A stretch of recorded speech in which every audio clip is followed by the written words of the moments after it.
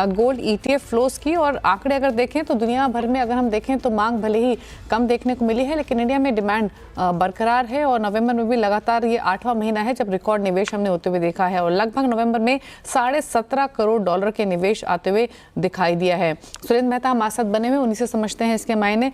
सुरेंद्र जी, हमने अक्टूबर में काफ़ी स्ट्रॉन्ग फ्लोज देखे जो कि रिकॉर्ड के आसपास थे, वही ट्रेंड हमने नवंबर में भी कंटिन्यू होते हुए देखा है। ऑल्दो अगर हम ग्लोबल ईटीएफ फ्लोज देखें तो पहली बार ऐसा हुआ है कि सिंस अप्रैल, इनफैक्ट पिछले साल अप्रैल से अब तक ग्लोबल अगर हम ईटीएफ नंबर्स देखें तो पहला महीना है जहां पर आउटफ्लोज देखने को मिले हैं। यूरोप में सबसे ज़्यादा आउटफ्लोज हुए हैं, ऑल्दो सिर्फ एक नॉर्थ अमेरिका ऐसा रीजन है जहां पर इनफ्लोज रहे हैं। तो कैसे देखते हैं नंबर्स को, जहां पर इंडियन मार्केट्स में अभी भी गोल्ड ईटीएफ्स की डिमांड काफ़ी स्ट्रॉन्ग है और ग्लोबल हमने ईटीएफ्स में फ्लोज हल्के होते हुए देखे हैं?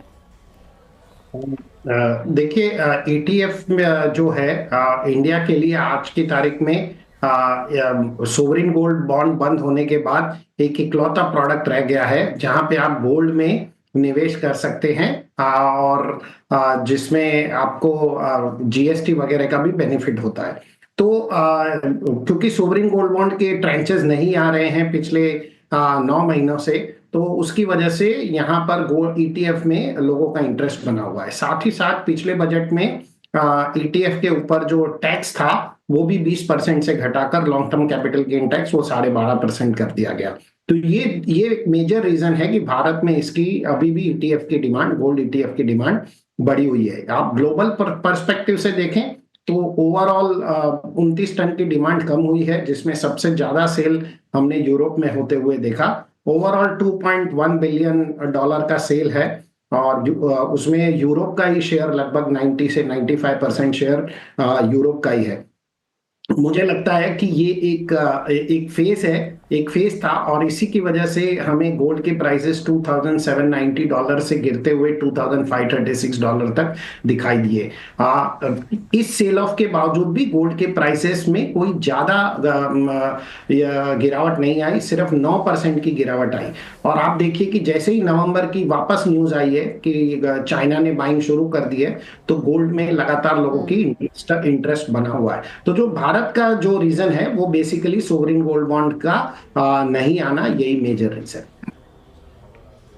तो दो चीज़ें और यहाँ पर मिस्टर मेहता आपसे समझना चाहेंगे। पहला तो ये कि अब तक तेज़ी क्यों रही है, क्यों इनफ्लोज रहे हैं, वो फैक्टर आपने समझाया, लेकिन यहाँ से आगे के लिए गोल्ड ईटीएफ की डिमांड आपको कैसी नज़र आ रही है, और स्पेशली इन्वेस्टर्स के लिए आपका सजेशन क्या होगा, कंसिडरिंग अगर हम पिछले एक साल के रिटर्न्स देखें तो क्लोजर टू 30% तक के रिटर्न्स हमने गोल्ड ईटीएफ्स की तरफ से आते हुए देखे हैं।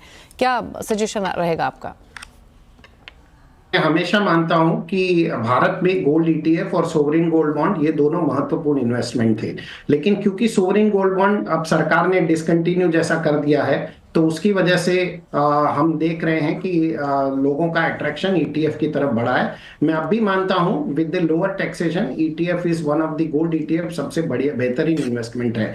गोल्ड में हमें अब अगले साल में 30% रिटर्न तो नहीं, लेकिन मैं मानता हूं कि मार्च 2026 तक मुझे लगता है कि गोल्ड की डिमांड इसी तरह से बरकरार रहने वाली है। हमें अगले अगले 15-16 महीनों में मुझे लगता है यहाँ से लगभग 17-18% का रिटर्न मिलेगा, मतलब एनुअल रिटर्न लगभग 12% से 14% का मिल सकता है। तो ये गोल्ड ईटीएफ अभी बेहतरीन इन्वेस्टमेंट है। अच्छा, गोल्ड प्राइसेस पर मिस्टर मेहता आपकी राय क्या है? जैसे आपने मेंशन किया, और जिस तरीके के न्यूज़ फ्लो हम देख रहे हैं कि चाइना के सेंट्रल बैंक की तरफ से नवंबर में वापस गोल्ड की परचेजिंग हुई, जो कि इंपॉर्टेंट है गोल्ड प्राइसेस सपोर्ट के हिसाब से। कैसे देखते हैं आप इन सभी ट्रिगर्स के बीच में गोल्ड प्राइसेस को? देखिए, हम बार बार ये न्यूज़ पढ़ते हैं कि अब जियोपॉलिटिकल टेंशन खत्म हो गए, लेकिन ये खत्म होते ही नहीं है। आज ही हमने देखा कि हम पिछले एक दिन से देख रहे हैं सीरिया में एक नया टेंशन डेवलप हुआ है, उसके बाद साउथ कोरिया भी एक नया टेंशन डेवलप हुआ है। तो ये जियोपॉलिटिकल टेंशन के साथ साथ में अब चाइना ने वापस अपनी बाइंग शुरू कर दी है। तो मुझे लगता है गोल्ड पर लोगों का इंटरेस्ट अभी भी बना हुआ है। देखिए, एक बहुत महत्वपूर्ण चीज ये है कि अमेरिका अपनी करेंसी को लगातार प्रिंट किए जा रहा है, उनकी बैलेंस शीट साइज बढ़ रही है, और उसके पीछे उनके पास 36 ट्रिलियन का डेट है। अब वो कहते हैं कि हम क्रिप्टो करेंसी को प्रमोट करेंगे। क्रिप्टो करेंसी में भी पीछे कोई कमोडिटी बैक नहीं होती। क्या उनकी सेंट्रल बैंक एक क्रिप्टो करेंसी खरीदेगी? वो अपने एसेट को तो रिजर्व करने के लिए गोल्ड ही खरीदेंगे। वो क्रिप्टो करेंसी उनकी से अमेरिकन सेंट्रल बैंक के नहीं खरीदने वाली। वो सिर्फ लोगों को जो हाई नेटवर्थ इंडिविजुअल है उन लोगों को क्रिप्टो करेंसी पुश करना चाहते हैं। तो मुझे लगता है कि ये जो पूरा राइट। हम एक फेक करेंसी की तरफ बढ़ रहे हैं, तो गोल्ड की डिमांड बरकरार ही रहेगी। ओके, चलिए शुक्रिया मिस्टर मेहता क्विकली अपने व्यूज देने के लिए गोल्ड ईटीएफ्स की डिमांड पर भी और साथ ही गोल्ड प्राइसेस पर भी। कुणाल शाह और दिनेश सुमानी भी हमारे साथ बने हुए हैं। कुणाल, आपकी राय क्या है प्राइसेस पर, गोल्ड पर, और क्या स्ट्रैटेजी?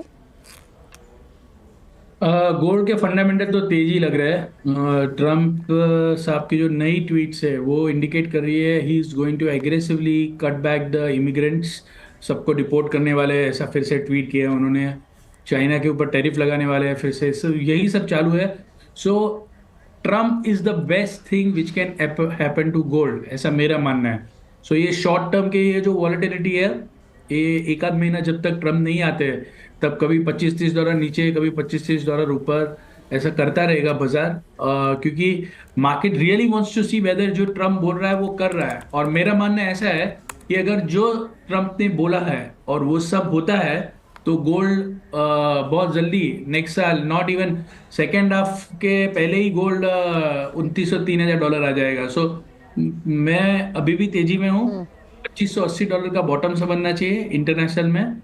$20-30 वॉलेटिलिटी में आते हैं नीचे, लेके काम करना चाहिए, बेचना नहीं चाहिए। जो इंट्राडे ट्रेडर्स है वो $10-20 के लिए बेच सकते हैं, but I think the outlook on gold continues to remain bullish.